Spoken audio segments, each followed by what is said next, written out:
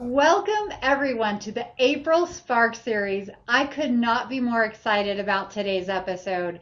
We've covered so many topics. We started this series last year at the beginning of 2025, and wow, we've covered everything from AI, cyber, capital venture, and today we're talking about authentic leadership. We're talking about AI. We're talking about message multipliers, and we have an incredible panel of leaders.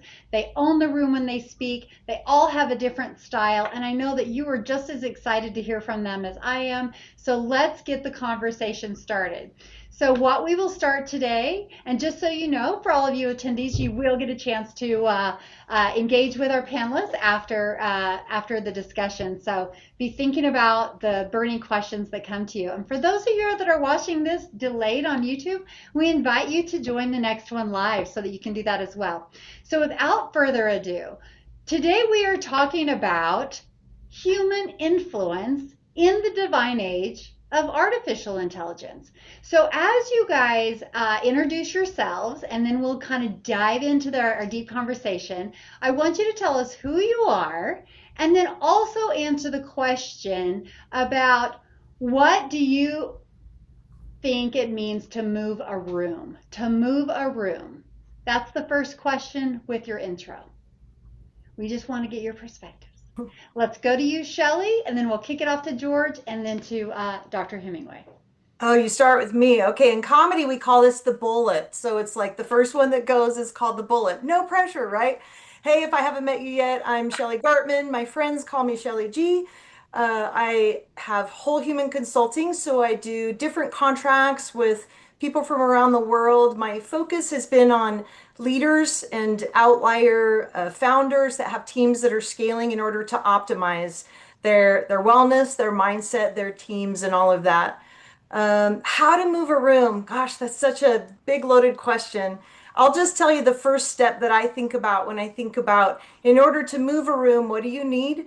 And I think you need as much safety as possible. So, yes, physical safety, all of that, but I would say like psychological safety, as much emotional safety as possible helps. Whatever agenda you have with whatever room you have, helps them open up, calm down. Their nervous systems are regulated and they can learn more, lean in more, and that helps move a room. So does that kind of answer it? Yeah, because moving a room isn't necessarily on a big stage in front of 1,000 people. It could be in a Yeah. boardroom, it could be in a one-on-one with a client. So really just, yeah, your definition of what does it mean to move a room. George, let's go to you.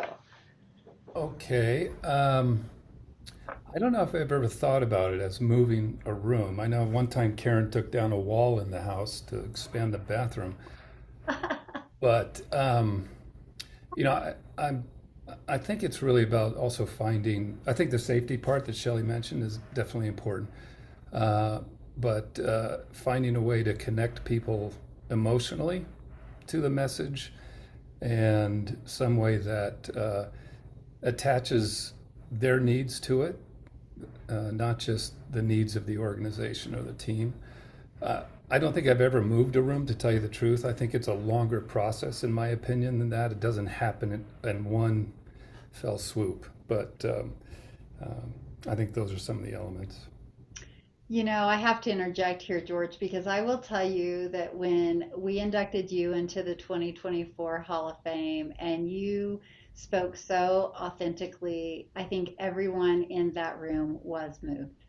And Hmm. so I think that sometimes influential people, because it's who they are and how they show up, they move rooms that they may not even realize. So Hmm. I have to add that because your speech was incredible. And for those of you joining us and watching it later, his speech is on our YouTube channel. So I invite you to go listen to that. And I was in the room, and so I concur. I was moved. And so, yes, to what Diane's saying. Well, Yeah, nice of you to say. love that. Love that. Well, awesome. So I'm Angela. I'm the CEO here for the Idaho Girl Scouts. And what I was thinking about with this question, Diane, is just, certainly what both George and Shelley have said, but thinking about we all have access to these similar tools and information. And so intelligence is no longer the differentiator, right? It's influence. And so for me, influence isn't just the transfer of information to other people, it's on how we are actually transforming that listener, right? So you no longer walk into a room and think, how do I command the room? You think, how do I serve the room, right? In an organization such as Girl Scouts, we want to make people feel safe bringing their ideas forward because our product is human potential. That's our product, human potential. So influence isn't about how much space we take up, but it's more about the space that we create for others, as Shelley and George mentioned, that psychological safety. And I think what I've learned is people don't follow a resume. They want to follow someone they trust. So when that leader walks into a room and is truly moving the room, it looks like having the courage to set aside your script and your agenda and all the plans you had, but to actually meet the needs of the people right in front of you. And by listening, in many cases, it's listening far more than speaking. Mhm. I love that. I'm very familiar with all three of your careers, and I know that all three of you have worked a lot in Idaho, but a lot across the globe, and had a lot of different opportunities to be in strategic conversations. George, I think about your journey with HP and then with Cradlepoint, and thinking about the times when you knew that what you said had to move a decision. And I think about the preparation that you as leaders, we're gonna drop the AI quick. I mean, that's one of the things that people are interested in learning about. But I'd love to hear from each of you as to how you prepared for those moments when every single word you said mattered and had that opportunity to. When I say move the room too, I think that means influence decisions and influence trajectory. And then don't answer the how you prepare now or how you've integrated AI. That will be the next question to follow. But just prior to using any AI tools, what were maybe the top few things? Because I know that people are watching this because they want to emulate you as leaders. And so whether they're in their space today as a brand new entrepreneur and they're sitting in front of a venture capital firm pitching their business, or whether they're on a large stage of 1,000 people, when you know that you need to move decisions or strategies, how do you prepare as an influential person? And we'll go in reverse order. So let's start with you, Yeah. Angela. Well, and I think for me, communication begins before I even open my mouth, right? It starts with getting really clear and grounded in the purpose of who will be in the room, right? So it's the who, the what, the why, the how. Who is the audience? Why are we connecting? What story should be told? And really, what's at stake? Like, ultimately, how will this room, again, you said it, it could be one or two people or a very large room, but how will this room, this moment impact the girls we serve, right? And I think so being prepared to know the who, the what, the why, the how, and then secondarily showing up and planning to be fully present. The people in the room, all of you on this call right now, you have given us your greatest gift. That is the gift of your time, and it is something you will never get back. And so again, I respect that deeply, and I work to create a space where others feel safe to bring their ideas forward, to really collaborate, because that's when collaboration can happen. And where listening, as I said, it matters as much as speaking. So again, who, what, why, how, and show up fully present and ready to be there, ready to engage. I'll pass it to George. Ah, okay. Well, I think that was well said, Angela. When I remember years and years ago, when I was first at HP and first became a manager, I remember pulling my team together for a meeting and just saying, okay, let's start to build a plan. And we just kind of kicked off the meeting and went. And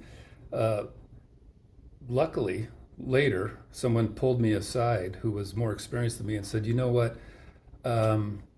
You got to set the tone for that meeting right up front, right? And it's also what Angela was saying about who's in the meeting, what are the objectives of the meeting, what are the key messages you want to get across, how do you want that meeting to be conducted, how do you create the environment where people are going to be willing to invest their time, and it's not just everybody gets to run around and say their piece. And that helped me a lot. And from that point on, I do spend quite a bit of time prepping before I go into an important meeting. I mean, if it's just, hanging out at a coffee talk, probably not quite so much. But, if it's, especially if it's to a board or if it's to, a really important brainstorming session for a strategic initiative we're trying to put together, that you want everybody's input into it, but kind of setting the ground rules up front and making sure folks know when we leave here, here's what we want from this effort. Mm-hmm. Love it.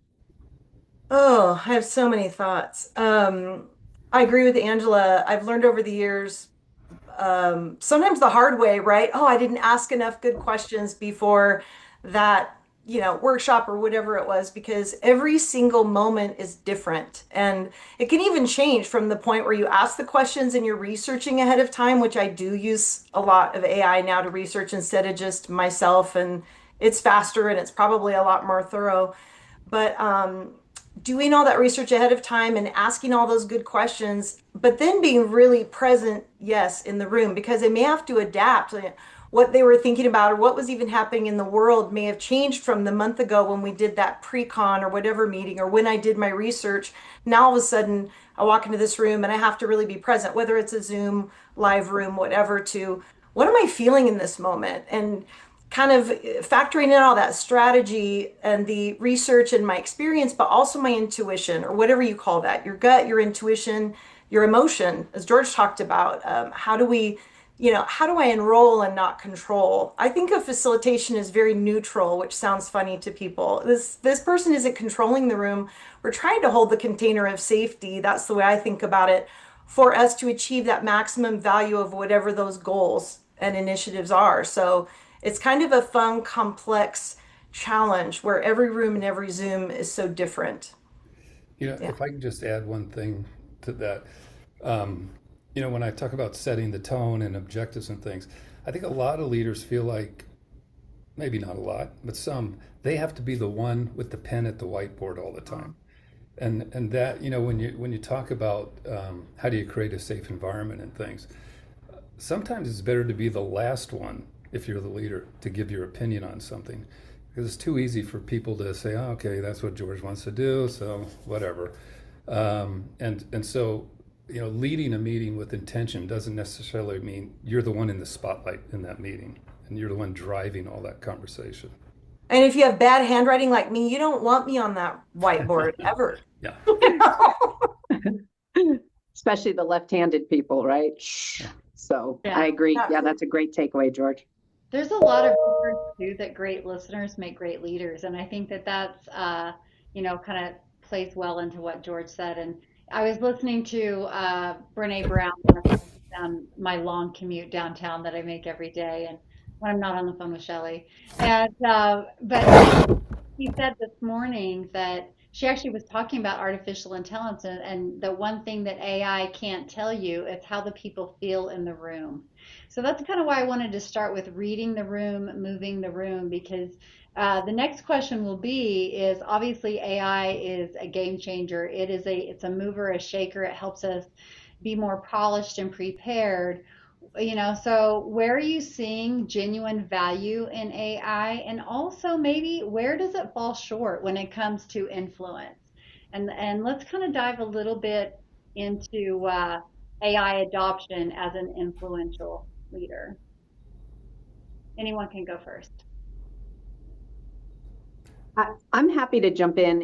It's one of those things. I think AI allows us, as we all know, to generate ideas, content, answers. So those tools have evolved. And I think because of that, as leaders, we also have a responsibility to evolve, right? It's more critical than ever. So not just getting this technical component, but you've all said it. We have to be more personal and listen, and we have to anchor into our mission and really lead with authenticity. So there's this African proverb I was actually thinking of, right? And if you want to go fast, go alone.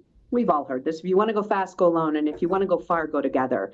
And when we think about this in terms of AI, if you want to go fast, use AI. If you want to go far, lead with your humanity. because really AI, it doesn't have, and Diane, you've all said it, doesn't have the history of your team.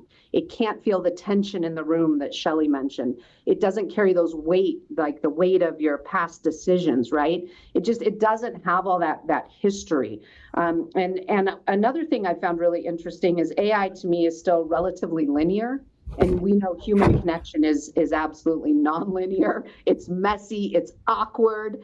And we all know that we can't treat people the way we treat AI, right? They want to follow a presence, they want to hear stories and lived experiences, and they really want to follow leaders that have values and judgments and show up ready to lean in and give them that safe space, right? So yeah, there's a lot in there, and I use it every day, but it definitely doesn't replace what I do with the human element. Yeah, I think there's always been tools that we use, and AI is the latest tool, but it doesn't replace leadership or influence. That's always been, and I think will for at least for the foreseeable future until AI kind of takes over humanity, that'll be the case. But I'm frankly amazed when I see some of the things that people are doing now with AI. I just ran into an old friend, an engineer at Cradlepoint, who was one of our top engineers in the lunch line. He was telling me something that would have taken me a year to do last year in software, I just did in a week by myself without a team. And that's amazing. It's a little frightening too, because that company now is canceling their intern program and probably not going to hire that many people for a while until they figure it out. But it's an extremely valuable tool. I also help out at the Venture College, the incubator program there. And I'm seeing teams with ideas that are able to build a go-to-market strategy, understand the market size, a competitive view, and get that up and running in a very, very short period of time. What I'm trying to also tell these folks, though, is, at HP, we used to have a saying, an imaginative understanding of user needs. And what you're getting from AI is the same thing everybody else is getting from AI. So if you really want to build something differentiated, something that has a value prop that maybe is going to be a little harder to copy and you might have a better moat, there's no replacement for you going out physically talking to customers, understanding what they're doing, understanding what they need, and not trying. It's very easy to start to use it as a crutch, as opposed to doing that. So, but it's powerful. I use it all the time in similar ways that Shelley does, just getting data to support some things I'm doing or researching areas that I'm not that familiar with. So it's super helpful. Oh man, so many thoughts come through my mind. I'm loving the AI integration because all the things I was doing before, I can do them faster, which means I can serve more clients. So for example, Diane knows I've been teaching Clifton Strengths deep dive for a long time and studying that at a ridiculous obsessive level, which is usually when you get better at things, right? And my clients have been my focus group. So I can get information from AI, but when you're sitting and holding space with people and they're teaching you professionally and personally what their challenges are, their dragons, their obstacles, and then you're watching what works or doesn't work. I mean that's some of the best information I've ever had. But now when I go to do a report for a client, whether it's about their hiring process, their team, how to leverage strengths more, how to understand some of the shadow sides of all of the strengths between leadership and teams that may be getting in the way of ROI and all of that. I'm using AI like a partner. Like I mastermind with it. I riff with it, and it doesn't mind if I'm talking to it at midnight, where some of my friends might mind if I call them then. And it's very objective, and it can be all these different experts for me. So it's doing what I did. It's helping me do what I did before, but just at a greater level, with greater velocity. And it does point out things that I didn't know or that maybe I missed from just that human eye. So I think of it as a great joint venture partner or partner that's never going to sue me, at least as far as I can tell in this moment. So I love that, Shelley. I think that one of the things that our viewers really like to hear from leaders on these panels are the really nitty-gritty tools that they're using and how they're using them. You know, I have paid versions to Copilot, ChatGPT, and Claude, you know, and they each, I think, serve a different purpose, right? And I do agree, like using AI tools has given me better ideation, better research. It's a great collaborator as I'm trying to think through a project. And to George's point, you know, it can create things a lot faster than what could take a longer time. But where I do feel like at times it falls short is that really understanding of what the avatar or the client in that moment that is intended for, whether it's a member of the ITC or a board member or, you know, a networking event. And so I think that for me, I use them all. I use Claude to vibe code. I use it to create an app. I use ChatGPT to collaborate, and I use Copilot because it can sync with my calendar and my email. So I absolutely use it on a daily basis. But I think that the preparation. So my next question to you all would be like when you are preparing for high stakes meetings, or when you really need to show up with your influence, like what does your process look like? I think making sure that that you carve out the time to not just create an AI and then turn around and regurgitate, and you know, create it, have it create your slide deck, and then walk into a meeting. Because then what happens when you get asked a thought question that you actually haven't thought through? AI could probably answer that for you, but you don't have time to run back to your computer and say, oh my gosh, I got a question I couldn't answer. So I think that, you know, I can't stress enough. I think that it was George that said, you know, we can't rely on it so much that we actually lose our influence as a leader, because nothing could lose the credibility that you worked so hard to create than really kiboshing an important meeting because you were relying too heavily on answers that you aren't even familiar with. So Diane, yeah, please jump in, just George. maybe to add maybe this is a cautionary note, but and Norris may have seen this, but MIT recently published a study, and Stanford validated as well, that AI is actually wired to create a delusional spiral, right? So when you're using AI, it's going to make you feel like you're the smartest person in the world, even if your idea is as dumb as can be. So you have to include in some of your prompts with it, play the other side, you know, create an argument as to why this is a bad idea, or some way to have it push back on you. I mean, it's a great assistant, but in some ways it's a little bit of a dangerous co-founder, because you want a co-founder that's going to tell you you're full of crap sometimes. And you have to think about that as you do your prompts with AI as well. Yeah, and I love that, Absolutely. George. Yeah.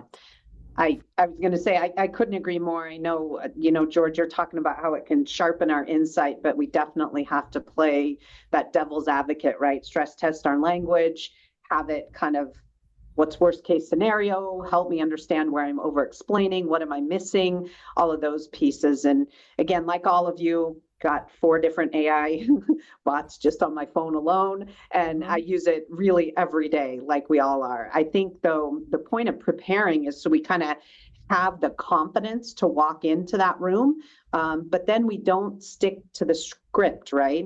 We have the confidence to abandon that script and all of the learning, to continue to listen and to pivot, right? To allow for those moments of deep human connection, even in the virtual space, right? We're all real here, I hope. I guess there could be some bots on with us, but you know, here we are showing up, and we're showing that we're listening. We care about all of you. We have this common mission and how we can all move forward together.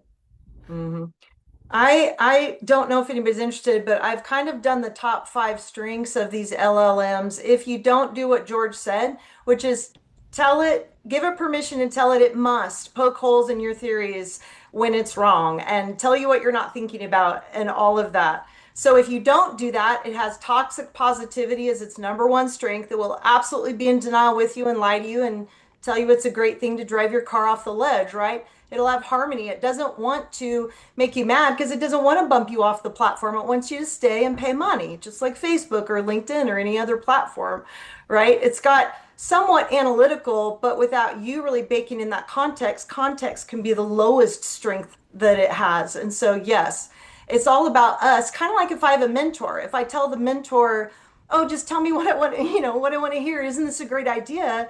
If they're a terrible mentor, they'd be like, sure. But if they're a good mentor, they're going to be like, wait a minute, Shelley, let's stop. Have you thought about this? What about this? And so we have to teach it to do that just like we would a human person. And I think we miss that. We give it really, a good friend of mine who's very high level in AI, helped develop Yelp, all of that craziness. He said, you should be giving it instead of one word, to 9 words, which is what most people put in for a prompt. You should be doing 500 words to that one word. Like whatever you want it to do, you should be verbally doing it and giving it so much context so that you're getting that better output. Otherwise, we're in danger.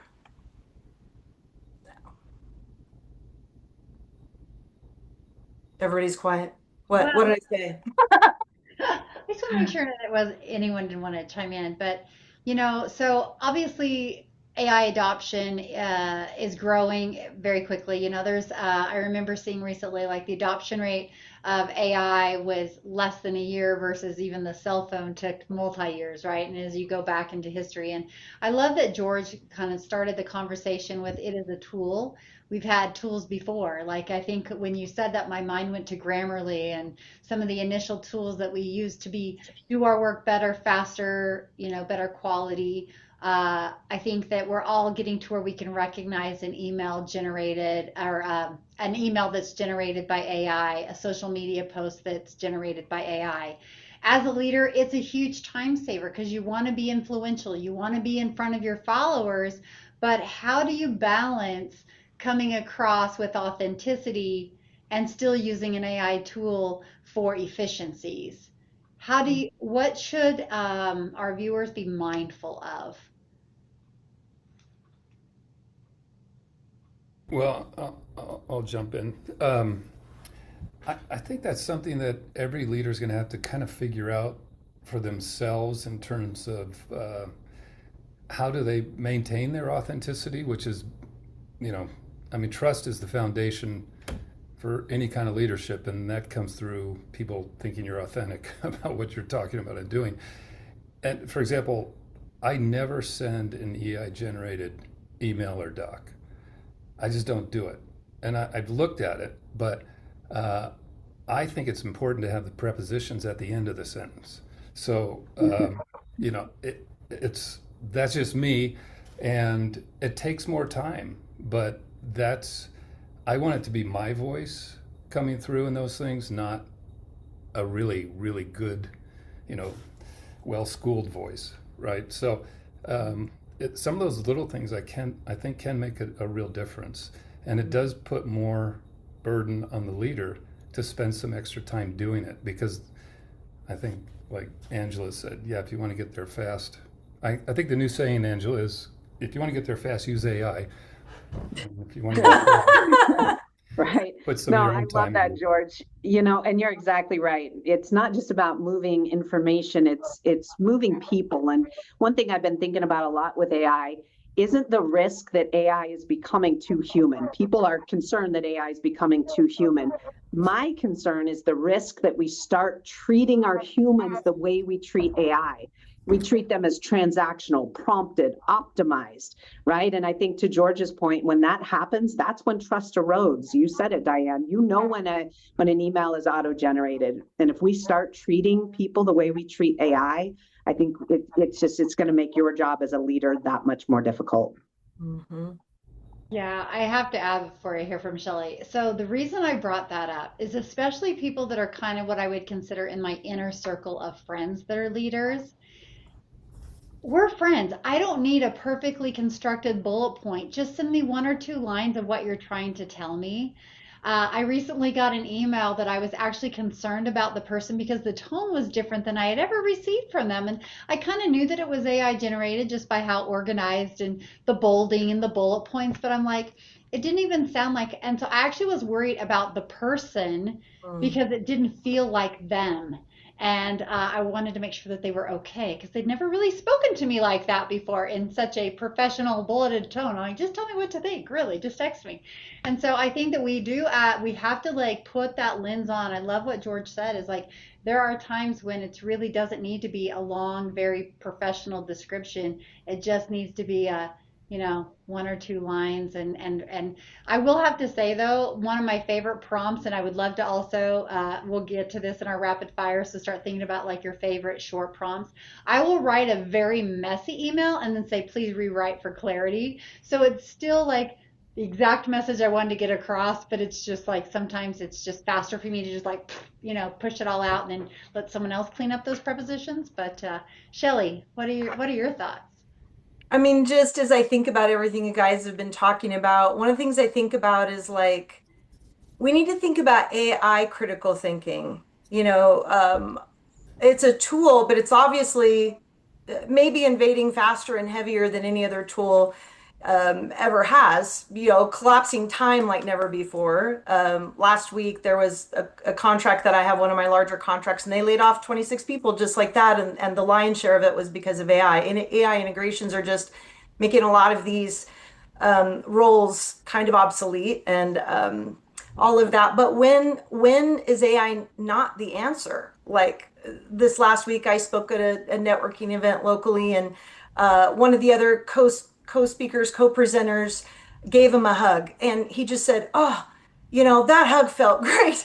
And I said, "Well, 3 a day, it boosts your immune system." He's like, "Oh, I got to go get more hugs." And I don't know what's happening in his life, but how does that? It doesn't compete. It's almost like AI is the improv. It's the yes and. It's in every business. It's in every home. It was long before we knew it was, right? You're already using it, even if you don't think you are.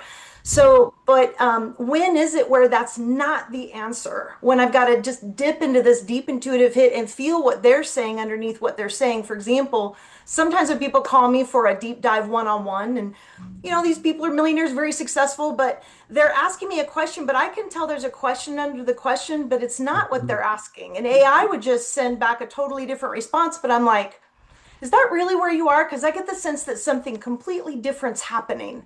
And then all of a sudden they drop into it, right? And so when is it valuable? And just like a good strength, when is the tipping point where we go into the dark side of it?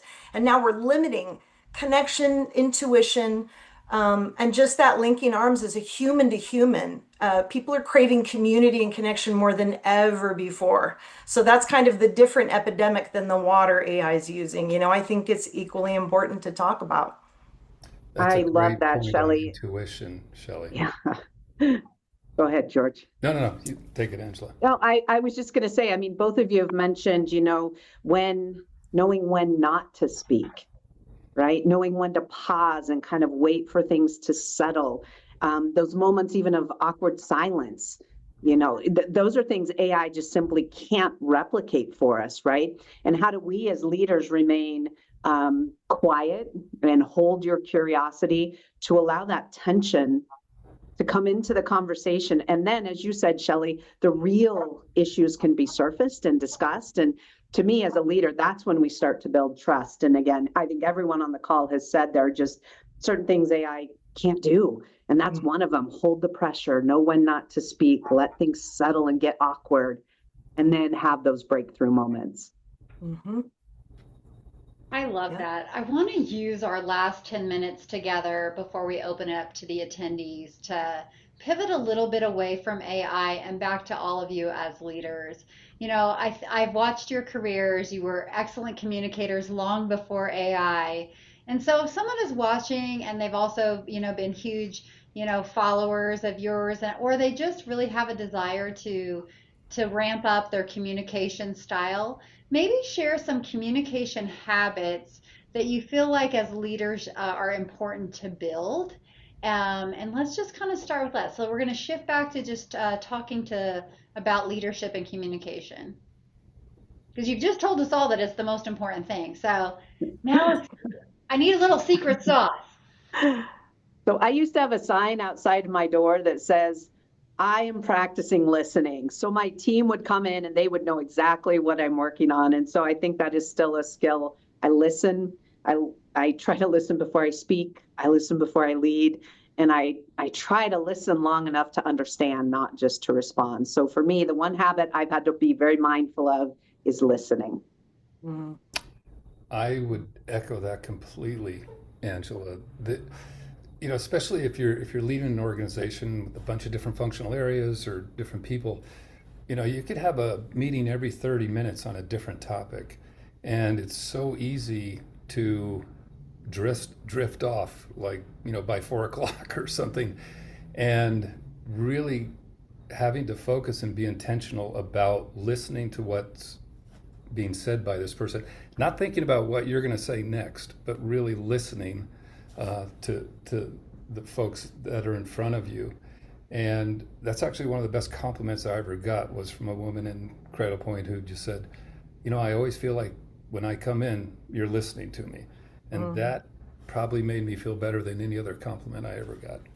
Because most of them were not real, because I was the leader, so people were being nice when they shouldn't have.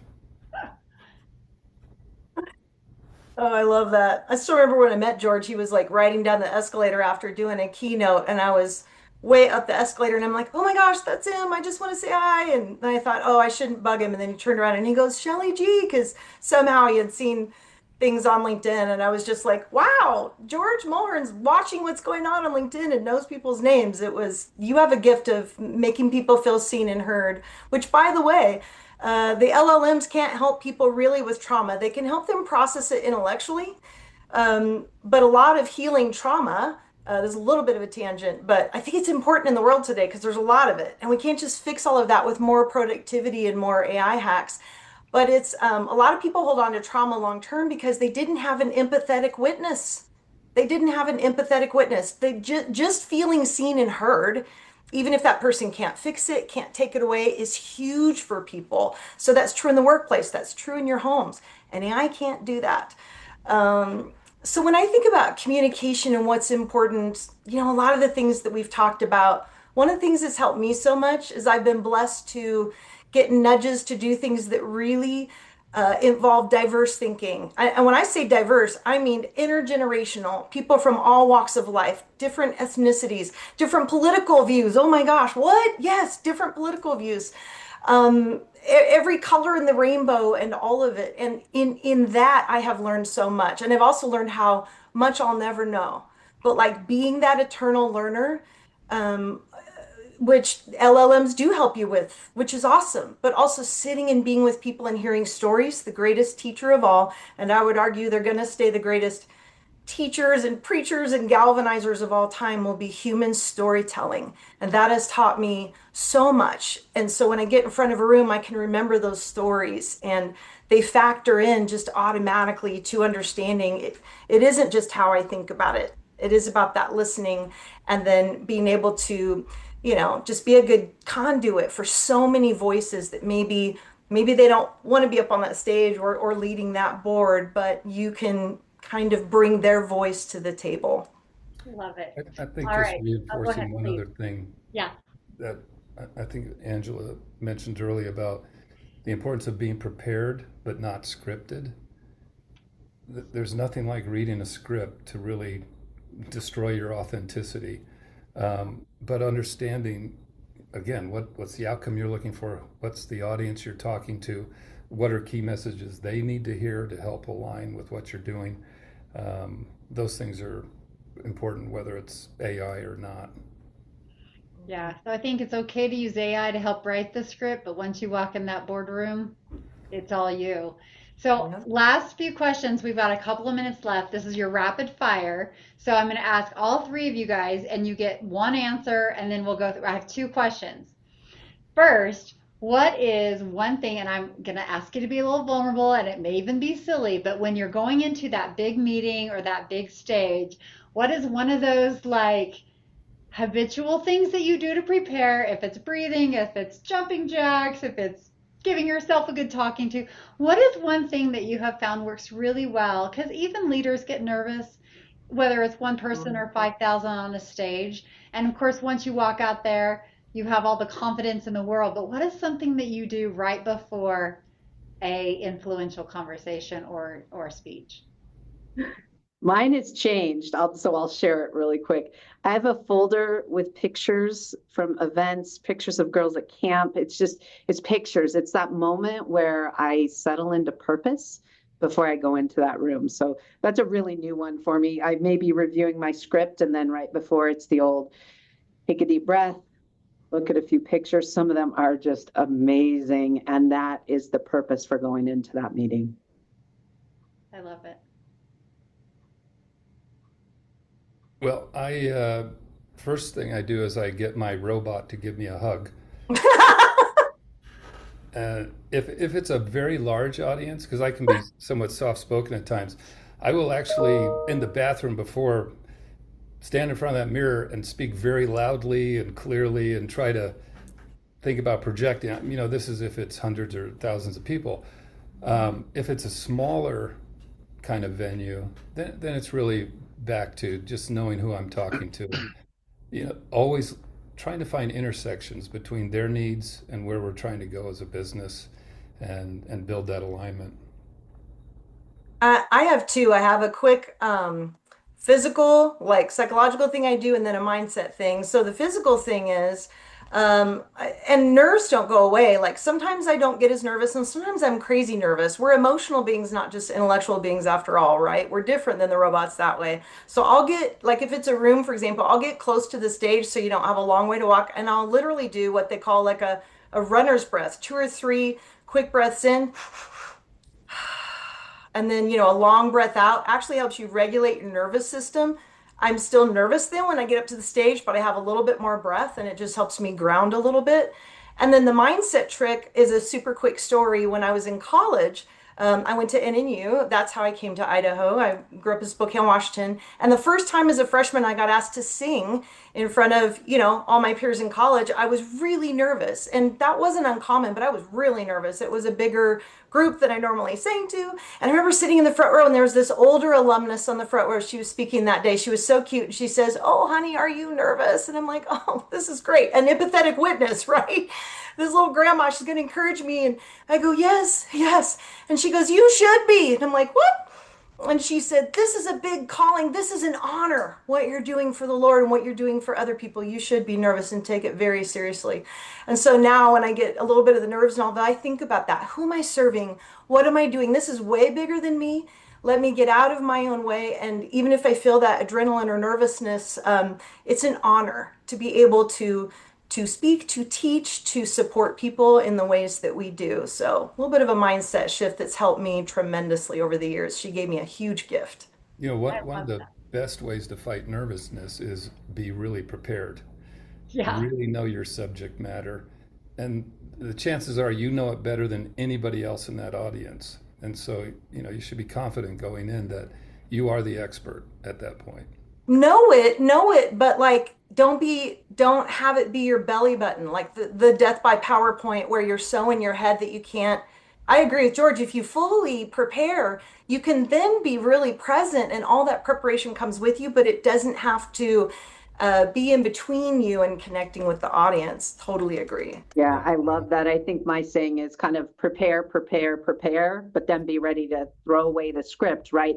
You are walking in with the confidence, and what your audience wants is they want your presence, right? And so throw away that script because you're confident and you're prepared and you're ready to go. Yeah, I love that you guys both brought up prepare, because great speakers do practice. I will practice, but then actually what comes out of my mouth on the stage is very different than the script, but practicing the script. Okay, my favorite question is last. And just to remind all of the attendees that even though I will thank the panelists, then I will turn off the recording for our YouTube viewers, and we'll open up to some Q&A. So here's my final question. Everyone loves to have a really great walk-up song. Sometimes you get to know what your walk-up song is. Sometimes you just get lucky and it's a song that you like. But I have to tell you, there is a song that I will age myself. I listened to even long before the walk-up song was a thing, that I would play in my car. If I have a big presentation, it is always Eye of the Tiger. It just the start of that song, and there's usually a story of why people pick a song. High school basketball, played basketball my whole career. I was a senior, I was a captain. I got to lead the team out on the court, carrying the basketball, and then we would go into a layup. We always played Eye of the Tiger. So it's that preparation of going into the battle, leading a team. And so it's funny, my children all know the words to it, even if they don't want to, because you drive carpool before you go. And so mine is Eye of the Tiger. I want to hear every one of your walk-up songs of what gets you just ready to take on the world. I'm dying to hear George's. Come on, George. Well, I'm old, so it's probably Frank Sinatra. No, not really. Um, I've had a couple different ones. At some point, when going through a really major change, I liked "Burning Down the House" by the Talking Heads. And then the other, if it's just more of, here's where we're going, we think we're going to change the world, "Revolution" by the Beatles, because they're kind of high energy. Yeah. That most of the young people after that ask, "Who are the Beatles?" But figure it out. Gosh. Well, I my think answer is it really depends on the room because I really like Nothing But a Good Time by Poison, but I'm aware that there may be rooms that are like that some people would frown on that. And so I love Imagine Dragons. I love Van Halen. It just really depends on the room for me. I love Celebrate Good Times by Kool and the Gang. So there you go, George. But if you're in your car and you're on your way, what is your go-to song to get your just self going? mine's Thunderstruck. There's no words. You can just headbang to it. Yes. Thunder. Right? Yeah, a little improv there. That was horrible. Yes. Thunderstruck. I have also walked up on stage to This Girl Is on Fire, and I was cracking up to that song. I was like, oh, that's an interesting choice, but sometimes fitting. It is fun to see what songs other people pick for you. Pick for you. Well, Exactly. with that, I want to definitely save time for our live attendees that have stayed with us the whole hour. Thank you so much, Shelley and George and Angela, for joining us on the April Spark series. We have had just such a wonderful time with all of you today. Thanks for having us.